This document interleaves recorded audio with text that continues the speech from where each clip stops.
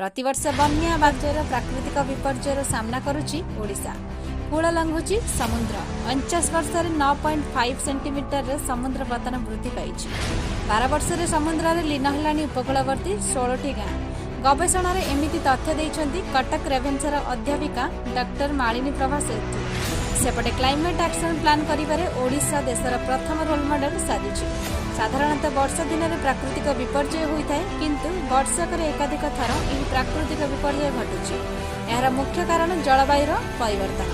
1966 रु 2015 पर्यंत 49 वर्ष मध्य समुद्र पतन 9.5 सेंटीमीटर वृद्धि पाई। फल गत 12 वर्ष मध्य उपकूलवर्ती 16टी गाँ समुद्र में लीन है। बालेश्वर, भद्रक, जगतसिंहपुर, पुरी, गंजाम भली जिलार बहु उपकूलवर्ती लोक गाँ छाड़ी चली।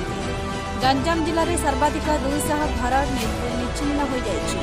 केन्द्रापड़ा जिलार सातभाया, पेंठ, पारादीप बंदर अंचल, पुरी समुद्रकूल और गोपालपुर बंदर विभिन्न अंचल में उपकूल खेलवा संभावना रही। ओडिशा देशर एकमात्र राज्य भाव एभली विपर्ययर मुकाबला ब्लैकमैन एक्शन प्लान करिछि। समुद्र जुआर गति को रोकने उपकूलवर्ती अंचल में जंगल और घन बनानी सृष्टि करा जाउछि।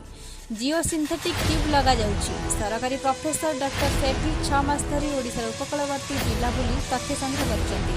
आईसीजेएम प्रकल्प रे राज्य सरकार उपकूलवर्ती अंचल में माटी पर को चेर काटी बढ़ुथिबा ग्रीष्ममंडलीय गछ लगाउछन्ति।